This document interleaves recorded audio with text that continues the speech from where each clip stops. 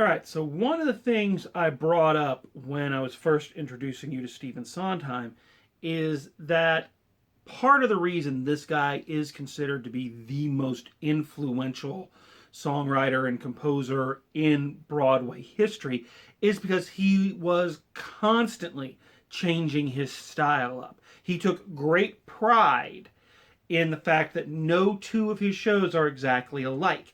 He didn't like the idea of something being able to be defined as a Sondheim musical. He felt that put him in a box, you know?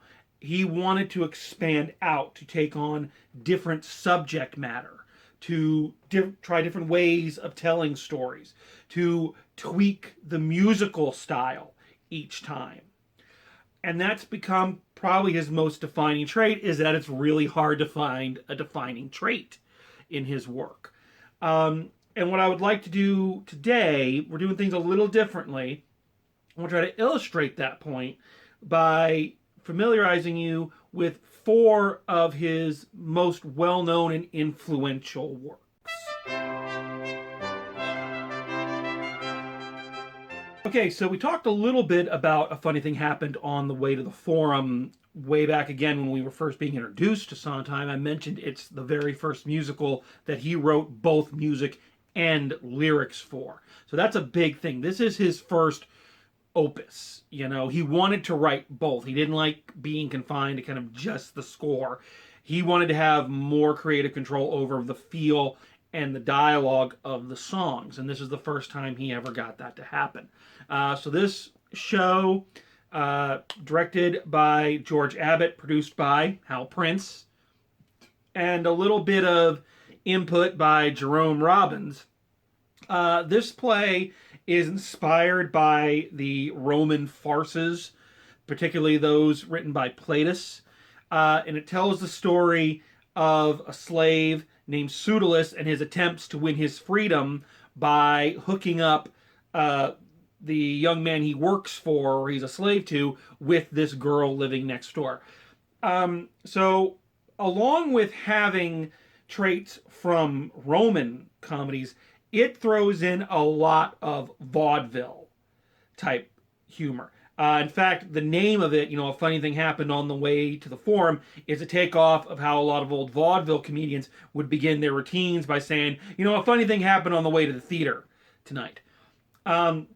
So this show, very fast paced. It features a lot of puns, slamming doors, cases of mistaken identity, characters dressing up as one another. And it is incredibly big and bawdy. It's kind of rude in a funny way. You would not be blamed for thinking this is more something Cole Porter might have put together with the amount of, you know, innuendo and double talk that's going on. But it's an incredibly funny and fast-paced show.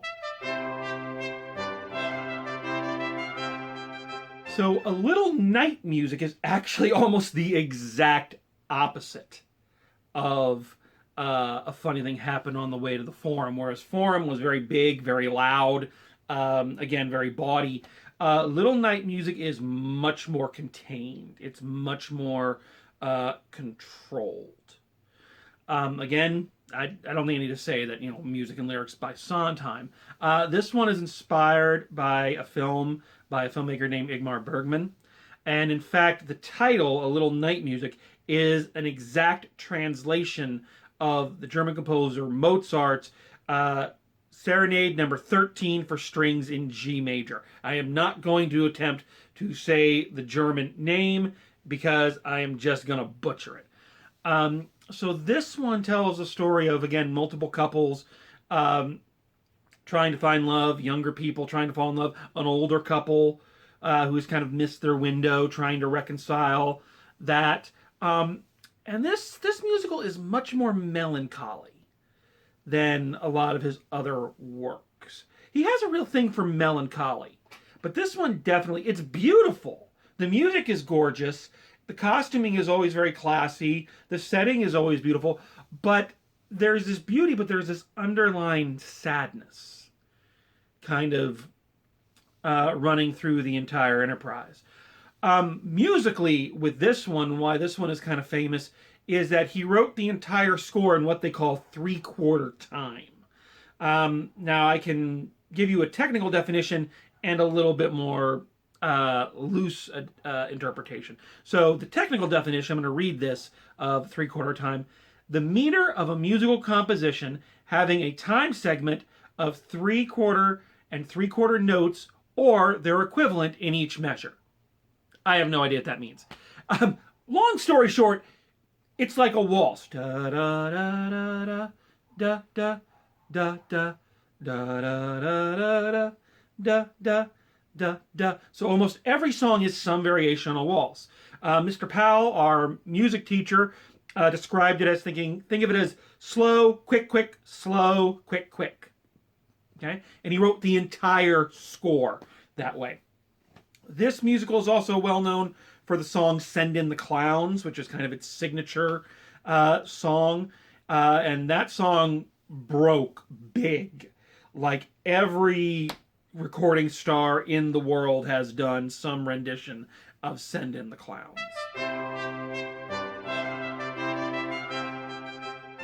So Sunday in the Park with George, we see Sondheim and Prince returning to the kind of concept musical format, in that this one is, again, more interested in the overarching idea than it is on a real plot. It has a plot, but the plot is always kind of secondary to the visuals and the emotion and the ideas of what is going on in this one. This musical is based, I'm going to read this so I get the exact pronunciation right, so pardon me, I'm not pulling this right out of my memory. It's inspired by the French pointillist painter Georges Seurat's painting A Sunday Afternoon on the Island of La Grenade-Jeannette. I mispronounced all of that. I'm very sorry. Couple things we need to point out. It mentioned that he's a pointillist. Now, what that means is that in his paintings, he basically paints them a dot at a time. So unlike other artists where they will draw out the outline or sketch out the outline and then go fill it in, he colors it dot, dot, dot, dot, dot, dot, dot, dot. You know, if you got right up close to this painting, it's just it's a whole lot of dots. Okay? And it's an amazing effect. And it's this huge painting of all these people just hanging out at a park. Okay? So that's important to understand. Because when we talk about musically, and the musical changes he made in this one, the music is almost pointillist as well. You hear a lot of the not so much chopsticks. I'm not saying chopsticks, but you hear kind of each individual being on the piano and each individual being of every other instrument. Basically, again, the concept being that these little dots all come together to form the score. People also say that this is probably Sondheim's most personal piece, even though he denies that. Other people have kind of, isn't that wonderful when the person who wrote it says, no, that's not true, but everybody else says, oh, yes, it is. Isn't that great? Because it is about a painter creating, and the painter that they're basing it on, a lot like Sondheim, is someone who varied his style, who changed things up, who did things in ways they hadn't been done before and created some beautiful work. So people kind of make that connection with the artist. All right, lastly, let's take a look at Sweeney Todd. So this is the one that most of you would probably be the most familiar with. It's been performed multiple times. All of them have, but this one especially gets a lot of attention. They did a movie of it a few years back with Johnny Depp, Tim Burton directing.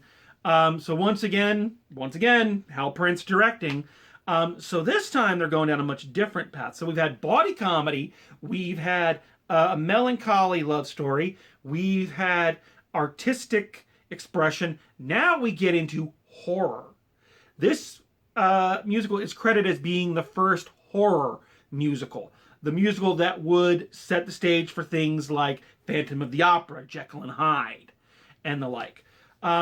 So you might know this story, but in a nutshell, what we have here is it's a melodrama about a barber who is wrongfully imprisoned and then conspires to get revenge on the people who imprisoned him by slitting people's throats while he's shaving them. So slitting their throats with a straight razor, then sending them down a chute into the pie shop below, where the woman down there chops up the bodies and serves them in the meat pies. Okay, so already we got murder, we've got revenge, cannibalism.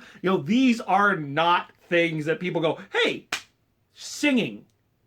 It's not something a lot of people make that connection with. So once again, we see the extreme changes in the subject matter that he tackled. Once again, changing his style up musically. Sweeney Todd's musical approach is much more industrial. The entire concept for the original production is a very industrial setting. The other shows that he's done, Little Night Music, Sunday in the Park with George, these were big, beautiful shows. Lots of colors. All right? Sweeney Todd is black and white. And the edges, the lines on the set are very sharp, very hard edges to indicate that hard industrial feel. The music is also a lot harsher. It still has that Sondheim beauty in it, but it is a lot more done, a lot more minor keys.